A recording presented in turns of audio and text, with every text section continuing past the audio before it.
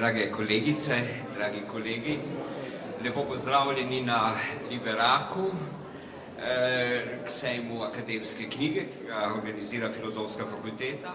Prav lepo pozdravljeni v novi seriji pogovorov, ki jo letos štartamo pravkar, seriji, v kateri bomo lomili najtrše orehe, ob tem skušali reči Bobu Bob in biti obojemu kos.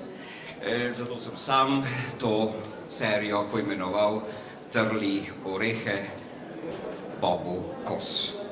Z mano je, sam sem Sašo Jerše, profesor za zgodovino na oddelku za zgodovino Filozofske fakultete, in z mano je profesor Jernej Kos, prav tako profesor na našem oddelku.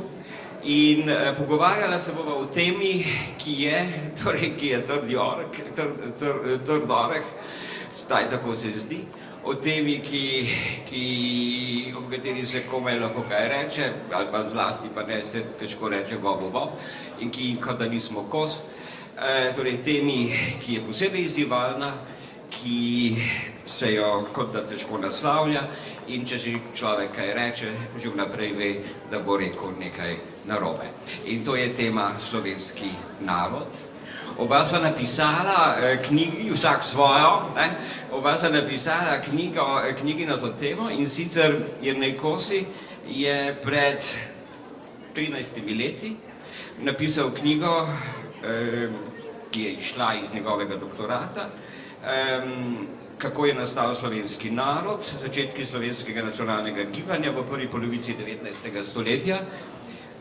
Torej, knjiga je izšla prvič leta 2013. No, in ko sem jo danes potegnil iz svoje knjižne police ali pa svoje knjižnice, sem ugotovil, da mi jo je podaril prav na današnji dan pred 10 leti. Torej 31. marca 2016. Podaril pa mi jo je na Dunaju, kot tukaj tudi piše. No, sam pa je pa pred dnevi išla pri založbi Filozofske fakultete, oziroma pri znanstveni založbi Univerze v Ljubljani, pa moja knjiga Slovenski narod, plurale tantum diskurzi, zastavka sta, kot že izhaja iz naslova, različna. In o tem se bova danes malček pogovarjala. Kaj sem še hotel reči? Torej, Jernejeva knjiga je, kot rečeno, išla iz njegovega doktorata, je torej izkaz njegove akademske zrelosti, no, moja knjiga je pa prej izkaz moje vsakršne norosti. Ampak začel bi pa z eno pesmico, če dovolite, in sicer eno pesmico, ki sem jo našel tekom teh svojih raziskav o slovenskem narodu, in gre takole. Narod moj je mlad boriček, kot sem videl ga nekoč, na peščenem strmem robu, komaj se pognal je v rast, že ga je srobot zaskočil, mu z vrvmi povezal deblo, s kačami ovil mu veje, mu potlačil vrh košati in sesal mu žive soke, da je hiral in umiral. V meni je velika žalost, v meni je obup in groza. Gre za verze, gre za pesem, ki jo je Dušan Pirjevec našel v zapuščini Otona Župančiča, torej pesem pa je iz leta 1904. Jernej, kaj praviš na to pesemco?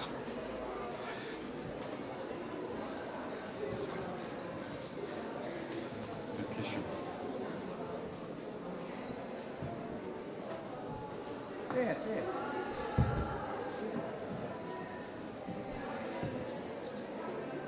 Kaj pravim na to pesem?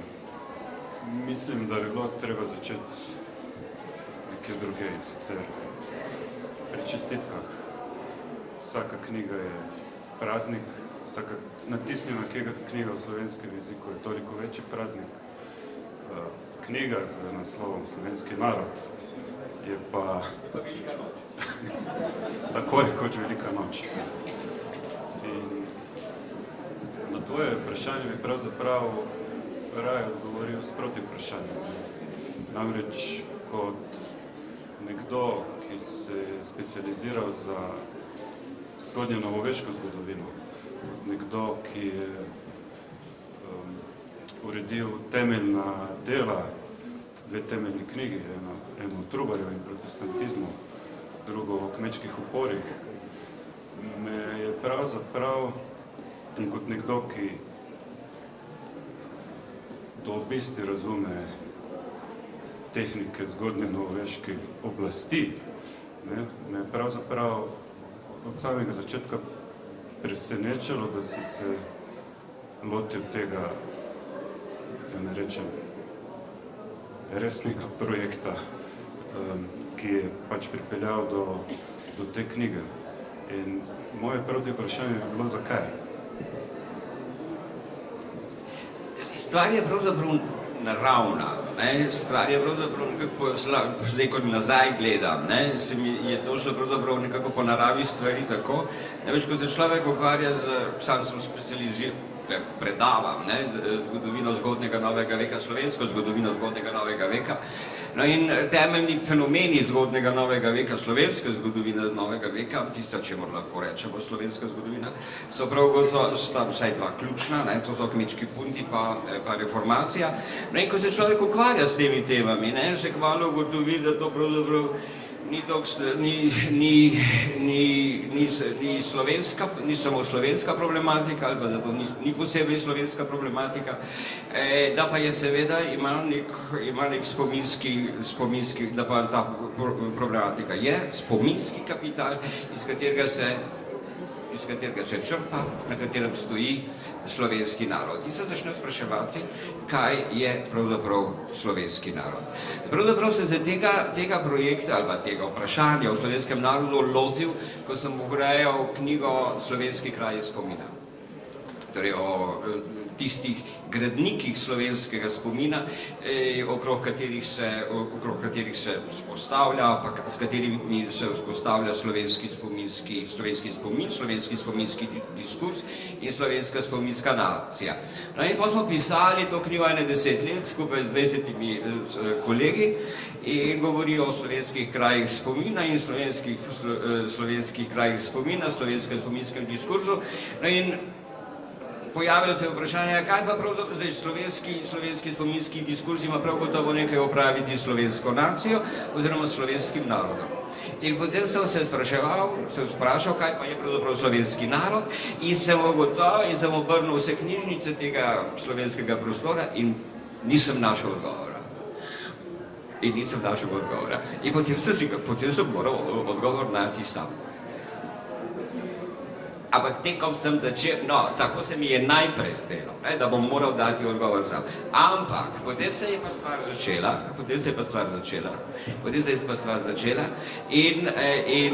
in odgovori so začeli kapljati počasi. Prav, vedno bolj postajam radoveden, tako da svojo knjigo zaključuješ namreč z naslednjo ugotovitvijo. Kaj je slovenski narod? Citiram. Slovenski narod je subkutani, mi Slovenci, v meni resnica, pravica, svoboda. Slovenski narod je skrivnost slovenske besede Ciciban.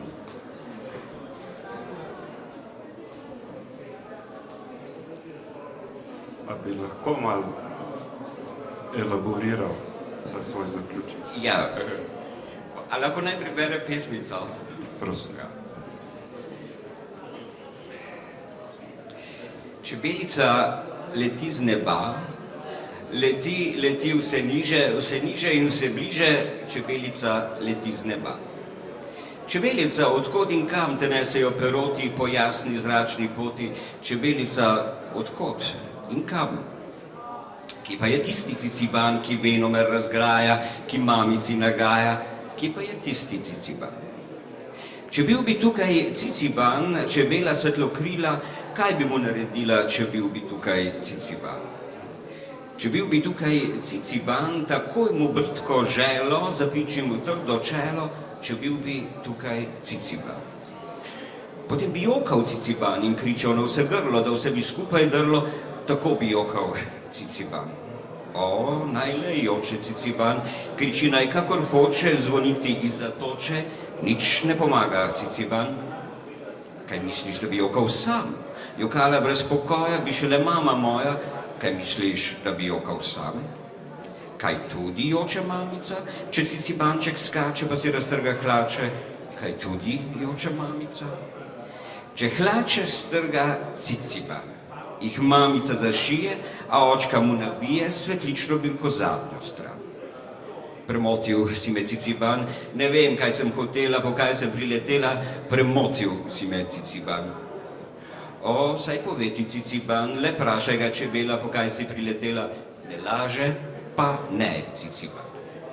Če pa ne laže Ciciban, potem je fant od fare, naj skače vse potare, da le ne laže Ciciban. In cici, cici, Ciciban, čebelica prepeva, vse više poleteva, za njo mi gleda Ciciban. Torej, jaz mislim, da je Ciciban, po beseda, ali pa pesem Ciciban, otroška pesmica, ki je napisal Oto Župančič svoje muziko, tu Marko Tučakaj, vem, ne, da je v tej pesmi so povzete vse tri bistvene prvine vsega slovenskega diskurza. Moj zastavek je diskurs, ne? Moj zastavek ali pa izhodišče epistemološko je Foucaultovsko, je analiza diskurza, torej govora o stvari, ne o stvari sami ali pa njeni zgodovinski stvarnosti, ampak o govoru o tej zgodovinski stvarnosti. In slovenskim diskurzom in tri prvine in v tej pesmi so povzete, mislim, da je tako, tri temeljne prvine vseh slovenskih diskurzov, teh je pa več, imajo pa skupno pa troje, resnico, pravico in svobodo. Vsi slovenski nacionalni diskurzi za svetinjo, za svoje svetinje postavljajo te tri stvari, resnico, pravico in svobodo. Kaj tudi joče mamica, če Cicibanček skače, pa si raztrga hlače, kaj tudi joče mamica? Če hlače strga Ciciban, jih mamica zašije, a očka mu nabije svetlično bilko zadnjo stran. Pravica. O, saj poveti Ciciban, le vpraša ga čebela, po kaj si priletela, ne laže pa ne Ciciban. Resnica in Ciciban, čebelica prepeva, vse više poleteva, za njo mi gleda Ciciban. Svoboda. To trdim, da je v tej pesmi so povzete, da so v tej pesmici, ki jo vsi poznamo, ali pa vsi, ki je v Slovencu bil kutlov, pozna to, ne, ali pa si se malo za Slovenca, pa to pozna, da so v njej povzete vse prvine, ali pa svetinje slovenskih nacionalnih diskurzov. Zato mislim, da je to in zakaj je pa tako, je pa skrivnost. Zakaj je pa tako, je pa skrivnost. Zato jaz mislim, no. Slovenski narod je potem takem tudi fant od fare. Absolutno je fant od fare, tako je. Mogoče bi se vrnil še korak nazaj. K temu se pa lahko še vrneva, upam, da se. Omenil si, da te predvsem zanimajo diskurs, ne toliko, recimo temu, socialno-zgodovinska perspektiva fenomena, ki mu pravimo slovenski narod, kot sami diskurzi o slovenskem narodu kot takem. In nekaj, na kar upozoriš v tej knjigi, po mojem mnenju, zelo prepričljivo, je to, da je v te diskurze vgrajen konflikt oziroma nasprotovanja, spori okrog vprašanja, kaj pravzaprav je slovenski narod. A bi lahko publiko malo razsvetljiv na to temo, prosim. Morda je nebesmiselno povedati najprej, kako sam razumem diskurs ali pa kaj pravzaprav razumem pod besedo diskurs. Torej, kot rečeno, jaz se tukaj navizujem na Michela Foucaulta, pa tisto njegovo slavno predavanje iz leta, mislim, da 79 na Collège de France, ki ga je naslovil, kaj je to diskurs. In on pravi, diskurs je zrcaljenje neke resnice, kot se kaže v njegovih lastnih očeh. Ne gre za diskurs, je govor o stvareh, ki se kažejo v tistih, ki jih izgovarja, ki govorijo o stvarih, kot njihova lastna resnica, ki je pa pravzaprav brez priziva. In v ta govor, pravi Foucault, ta govor je vedno tudi boj. Je boj za stvar, o kateri govoriš, in je boj za diskurs o stvari. Je dvakraten boj, je dvakratno diskurs je vedno dvakratno nasilje. No in z tega, če gledaš z takšne perspektive, in če te zanima, ali pa skušaš odgovoriti na vprašanje, kaj je danes slovenski narod, potem se zgodovina tega govora o slovenskem narodu začenja v 30 letih. Začenja v 30 letih, ko se zgosti, ki se nenavadno zgosti govor o narodu, govorjenje o narodu, to je čas prve Jugoslavije, tega velikosrpskega pogona, v katerem se je država znašla. In seveda so se znašli intelektualci, cerkev, subkulturne ali pa subpolitične stranke pred vprašanjem, kako naj zdaj ta narod v tej novi konstelaciji preživi, in obetali so se, torej v 30-ih se že pač obetajo ali pa se že kažejo obrisi konflikta svetovnih razsežnosti, ko so se udarili trije totalitarizmi. Fašizem, s katerim so imeli Slovenci že veliko izkušenj, fašizem in pa seveda bolševizem ali pa stalinizem,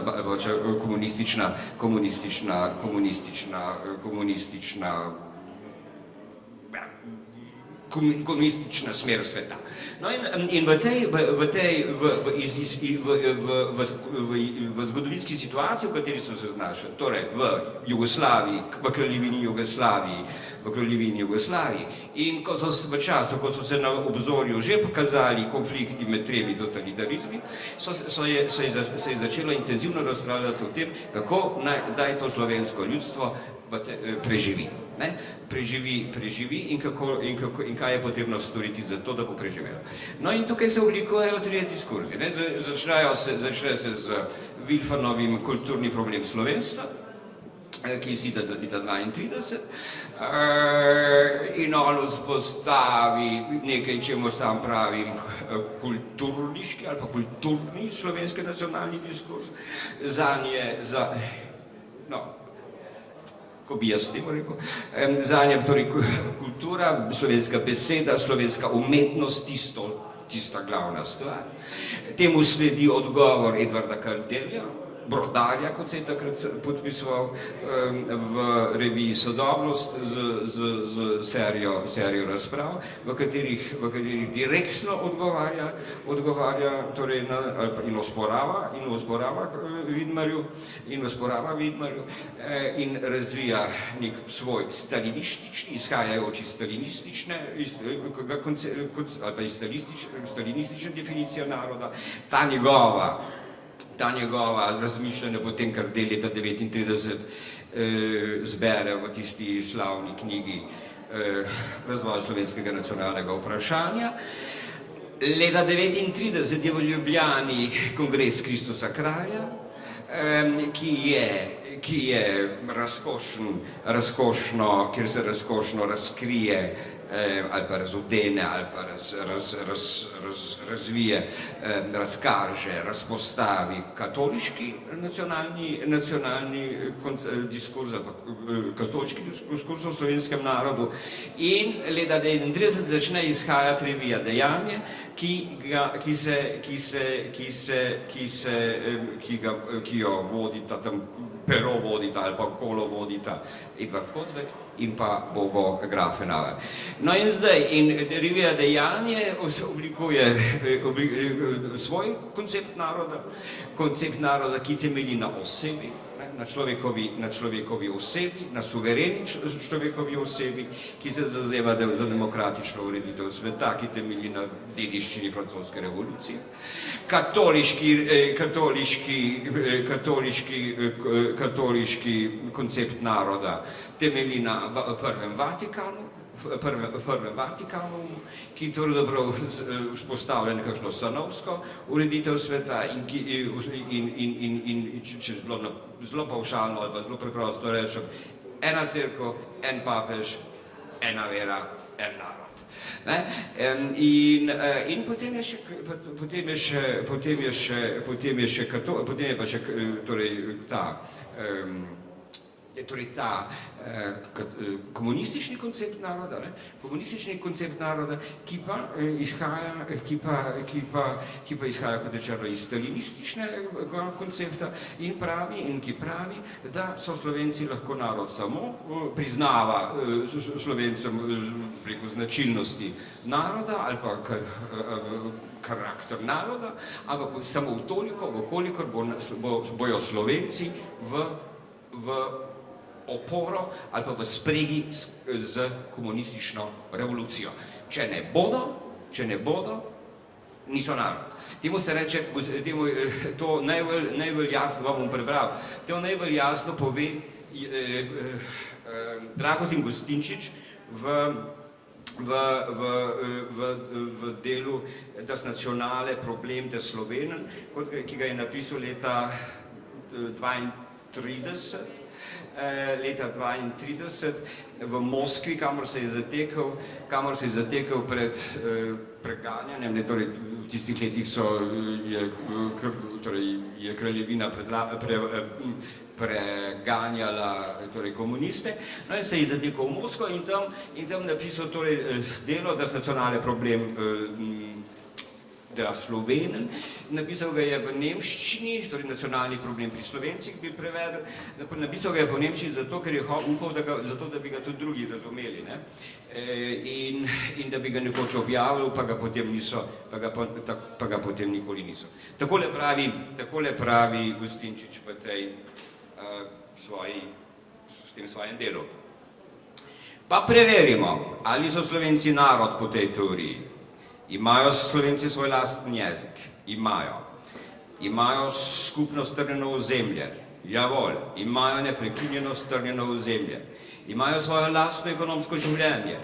Dolga leta so ga imeli, a jim je bilo raztrgano v vojnah. Imajo svoj lastni psihološki ustroj?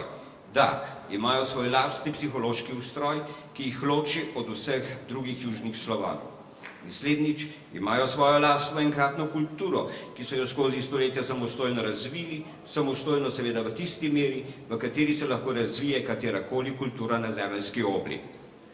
Imajo torej Slovenci pravico, da oblikujejo svojo lastno državo, imajo pravico, da se zanjo izrečejo, imajo pravico do samoodločbe. Samo po sebi se razume, da imajo vse te pravice in vsaka komunistična stranka jim mora jasno in glasno pojasniti, da jim te pravice brez zadržkov priznava. Brez zadržkov v toliko seveda, vkolikor nacionalno gibanje Slovencev ne bo reakcionarno in proletarski revoluciji ne bo nosilo nobene škode ali nobene nevarnosti. Temu jaz pravim, torej komunistična nacionalna klauzula ali pa Gostinčičeva nacionalna klauzula, skratka Slovenci so narod, vkolikor so v spregi z revolucijo. Kot ti prej rekel, vsi ti narodi ali pa vsta govorjenje o narodu in diskurzu narodu nosi v sebi en konfliktni potencial. Torej tudi katoliški koncept naroda je imel svojo nacionalno klauzulo, ki pravi, da so Slovenci lahko samo kristjani, samo katoličani oziroma kristjani, sicer pravzaprav ne morejo biti narod, in to pa najbolj jasno, torej jasno, mečkim tako populistično, ampak vendar je dovolj jasno razlaga France Weber v svojih radijskih pogovorih leta 38, ki so potem šli v delu Kulturna pisma Slovencev leta 39, v istem letu kot Kardeljev, torej nacionalni problem, torej razvoj naroda pri Slovencih, ali pa razvoj slovenskega nacionalnega vprašanja, ki pravi, krščanska era je tista, iz katere je pravzaprav temelj, iz katere raste nacionalna misel, krščanska misel je tista, iz katere raste nacionalna misel, in ta nacionalna misel, pravzaprav krščanska in nacionalna misel se nista opreko, ampak sta pravzaprav skladni, je pa krščanska misel temelj nacionalne misli. In tako je to šlo potem. Zdaj, ko problem je pa bil, da se je nastopila druga svetovna vojna, v kateri so se ti trije diskurzi udarili. Da so se ti trije diskurzi udarili in vse ostalo je pa tišina. Povem kasneje, kako... No. Pa daj ti. Hotel sem reči, torej druga svetovna vojna, da se v drugi svetovni vojni se udarijo ti trije diskurzi in torej komunistični, katoliški in personalistični, in kulturni se komunističnemu priliči. Kozbekov pa seveda ne. Kozbekov pa seveda ne, zato ker Kozbek postavlja v osredje, in Grafenauer.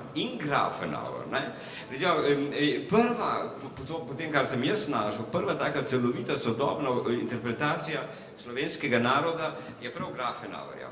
In sicer iz leta 1939, ki jo je izrekel v Bohinjskem tednu. Zato je tudi neskočen pravzaprav malo smešno vse skupaj, ali pa zabavno, pa na vsekakor.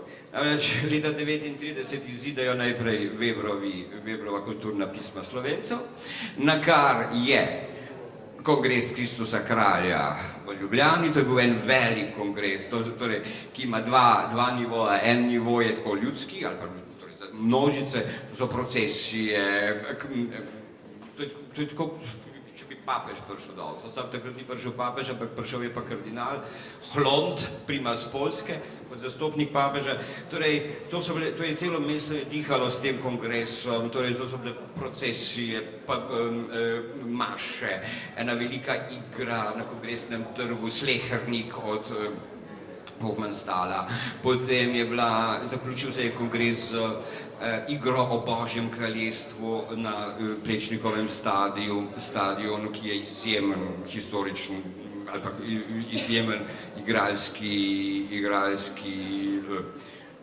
dogodek, so se 10.000 ljudi, gledalci so postajali igralci, torej pobožne pesmi so se prelivale z igralskimi prizori in tako naprej.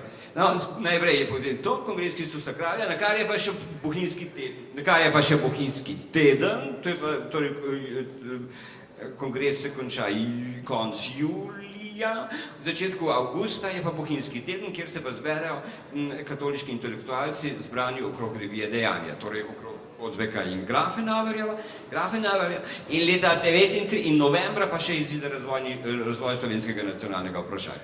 V tistem letu, zato jaz pravim, da je leto 1939 obenem Annus Spectabilis, eno fantastično leto, ker se v tem letu v vsej polnosti razkrijejo, razgovorijo slovenski nacionalni diskurzi, je pa tudi Annus Horribilis, zato ker je že jasno, da se bojo udarili na vso moč, da so si tako nasprotni, da je konflikt pravzaprav neizogiben.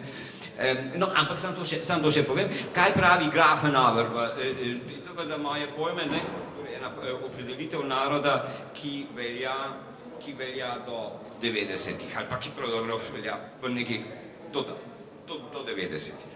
Pravi takole, pravi Grafenauer, mi bi opredelili narod približno takole. Narod je skupina ljudi delno istega pokolenja, navadno istega jezika, vselej pa istega kulturnega kroga, ki je zrasel iz skupnega trpljenja in ustvarjanja v zgodovini in ki daje zavest skupnosti, voljo do skupnega dela in pripravljenost do žrtev za narodno skupnost.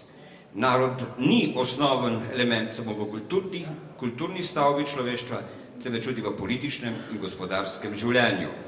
Vsak narod se potem takem izživlja na 3 ravneh sodobnega življenja, v kulturi, gospodarstvu in politiki.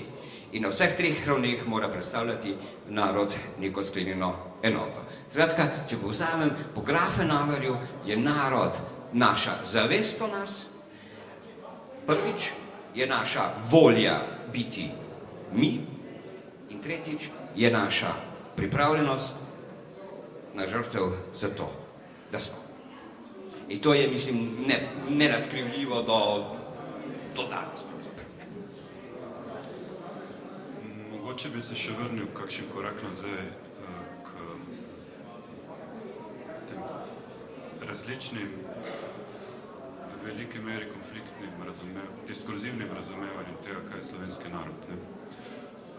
Sprašujem se namreč naslednje. Je to res slovenska posebnost?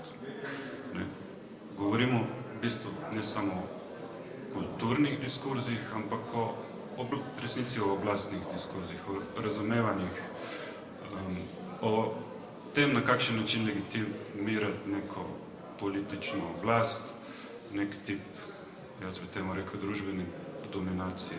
Doskrat v slovenskem samorazumevanju, ne samo nacionalne zgodovine, ampak tudi nekaj diskurzivnega konflikta, da temu rečemo tako, verjamemo ali pa mislimo, da je to pravzaprav nekaj, kar se je zgrnilo, nekaj slabega, nekaj, kar se je zgrnilo na slovenski narod, pa se ne bi rabilo. Ampak, če pogledamo širše, mar ni v resnici za vse nacionalne skupnosti značilno to trenje med različnimi percepcijami, diskurzivnimi konstrukcijami tega, kaj ta nacionalna skupnost sploh je. Absolutno je. Torej, absolutno je.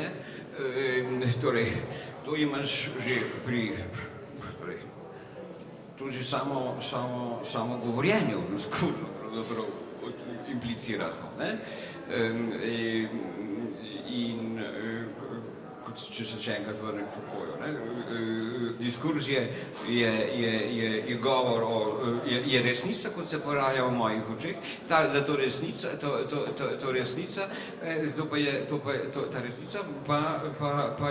pa implicira, pa iz resnice, zrcaljenje resnice pa izhaja boj za stvar in boj za govor o stvari. Seveda, to je jaz mislim, da je to neka obča stvar, seveda pa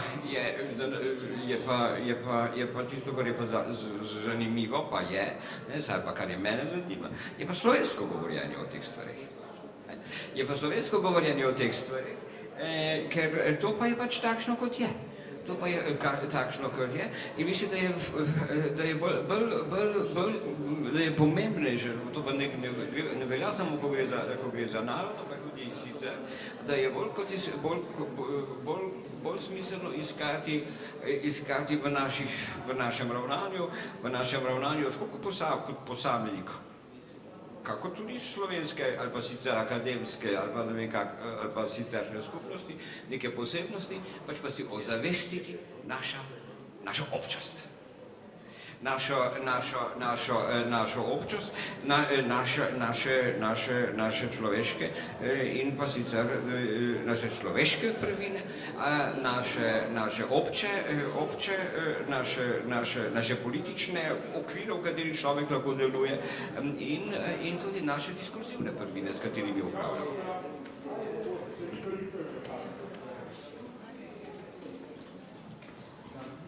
Še te bom vrtel na to temo, ker me naslednje me, mislim, to knjigo... Kjer pa jaz ne pravim, da je to kaj posebnega. To pa jaz nikjer ne pravim, da je to kaj posebnega. Mene je samo zanimiv slovenski nacionalni diskurs, ali pa slovenski nacionalni diskursi. Da pa je to kaj posebnega, pa nikjer ne pravim. Čeprav mislim, da je. Pa ne mislim, torej posebnost je, poseben je historični kontekst, v katerem to nastaja. Ampak sicer je pa in posebno je, da so ti ljudje, da gre za realne ljudi, za realne ljudi, ki živijo z realnimi problemi in realnimi strahovi, pa tudi z lastnimi ideali, in svojo lastno voljo preživeti in živeti za te ideale. Ja, to pa je že kar impresivno, ne, bi človek rekel. Jaz na vsak način vam priporočam to knjigo branje, je res razsvetljujoča, napisana v prefinjenem slogu z stotinami izjemno zanimivih referenc.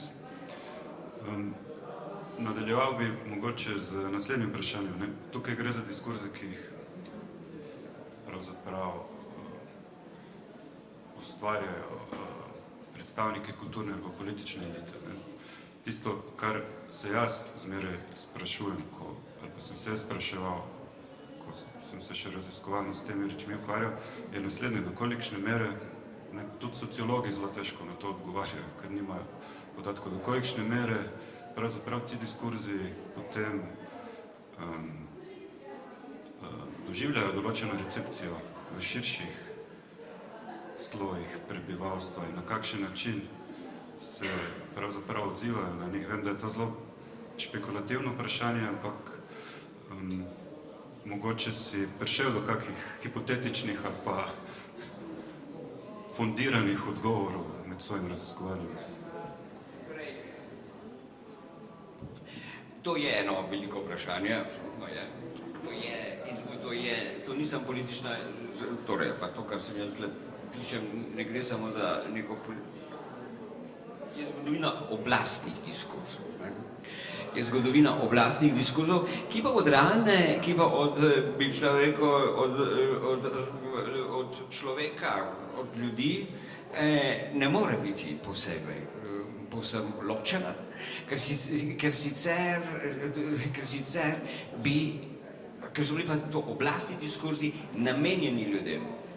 In oblast, zato da človeka nagovarja, ne more biti povsem detaširana, ne more biti povsem oddaljena od človeka, ampak mora govoriti v njegovem jeziku in ta diskurs, ta resnica, ta oblastna resnica mora biti povedana v jeziku in na način, da nagovarja, da, če uporabim Althusserjeve besede, da človeka interpelira. Da človeka interpelira, da ga interpelira v njegovo lastno, da oblastna resnica interpelira, posrka človeka vase. Bom dal en primer, kako je to šlo. Torej, pred kongresom Kristusa kralja je bil leta 1935 drugi evharistični kongres za Jugoslavijo. In tudi to je bila, torej, 3 dni je trajal, tudi takrat je prišel kardinal in bila so zborovanja, pobožnosti, maše, in prisege stanov. in prisege stanov. Ne vem katerega dne že, torej so prisegli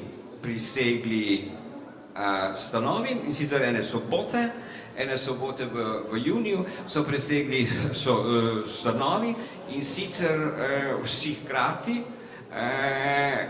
torej vsi v isti uri, ampak po stanovih, tako možje posebej, kmečki fantje posebej, kmečki možje posebej, kmečke deklice posebej in tako naprej, učitelji posebej, uradnice posebej, uradniki posebej, torej vsi ob desetih, potem delavski fantje posebej, no, vsi so ob desetih, služkinje pa ob 5. Te so posebej prisegle. No, in kako je ta prisega izgledala? Pred prisego so bili 3 nagovori, na izbrane citate iz Svetega pisma. In recimo, če vzamemo, tle jaz navajam primer kmečkih fantov, pravi delavskim fantom, in sicer te izhodišča nagovorov so bili, ali ni to sin Tesarjev iz Matejevega evangelija, jaz sem kruh življenja iz Janezovega evangelija in pasi moja jagnjeta, pasi moje ovce iz Janezovega evangelija, prav tako. No in potem je sledila pa prisega.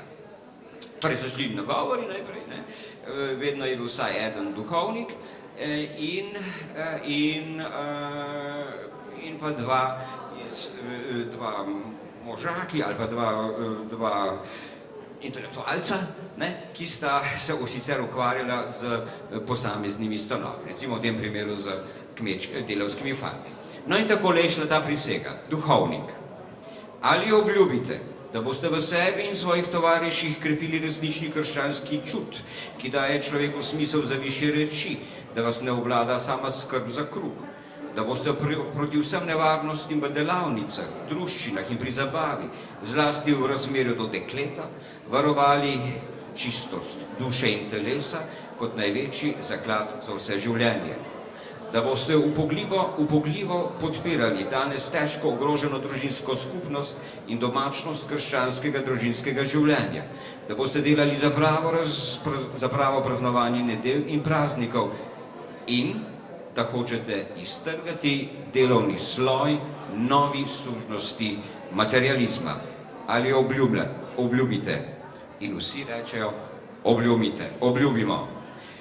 In potem duhovnik, ali obljubite, da boste v krščanski socialni akciji se boste borili za preureditev družbe edino le po nauku svetega očeta, postavljenega učenika in sodnika v naravnih in tudi socialnih stvareh.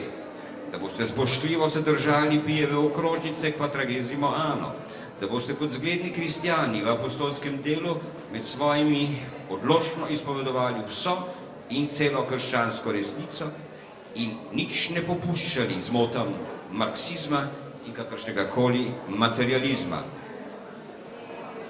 Da boste delali in se borili kot katoliški delavci le v disciplinirani strnjenosti s cerkvijo in dosledno pokorni vodstvu papeža in svojega škofa. Ali obljubite? Obljubimo.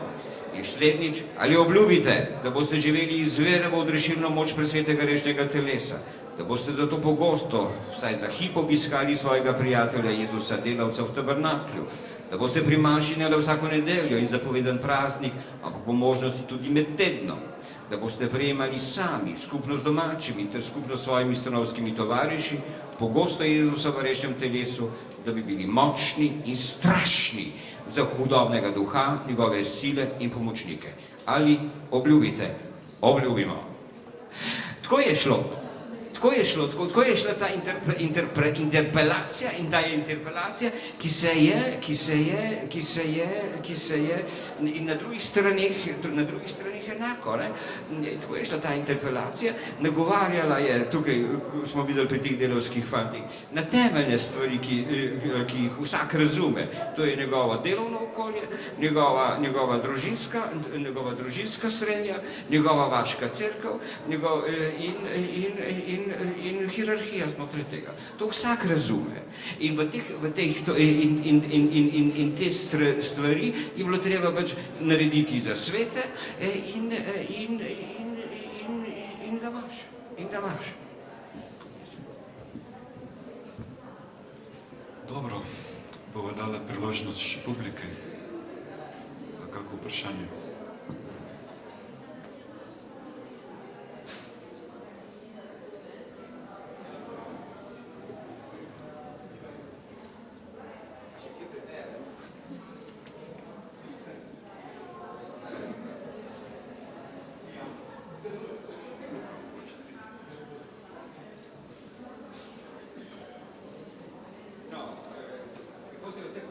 Kako se je vse končalo, pa ne bova izdala, ne? Tega ne bomo končala, vse je dogajalo spodbudno. No, ampak nekaj bi pa morda vseeno še prebral. In sicer en odlomek.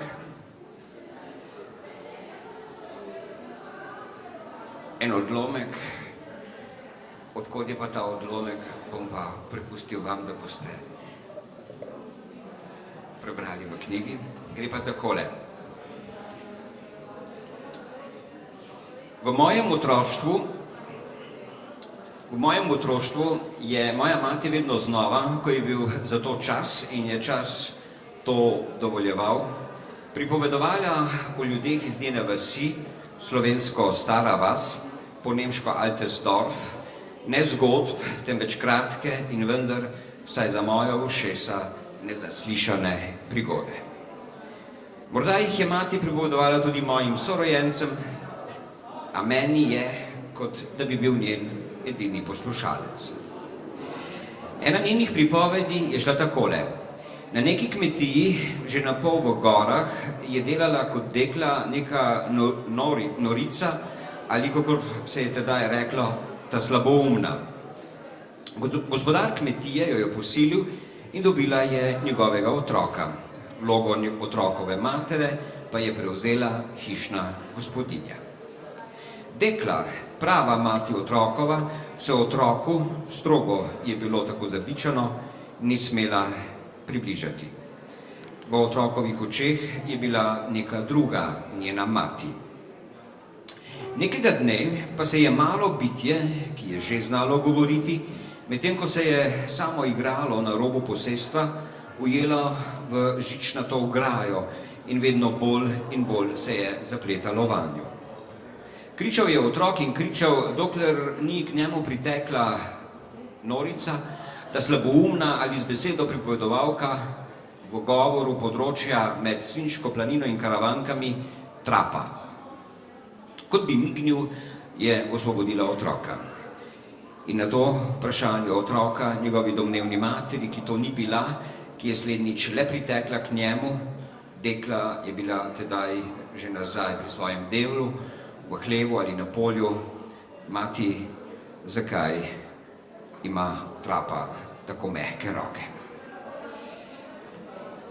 Hvala lepa, da ste prišli, želim vam še lep sejem in lepo popoldne, predvsem pa hvala tebi, Jernej, za pogovor. Čakam na tvojo knjigo. Hvala lepa.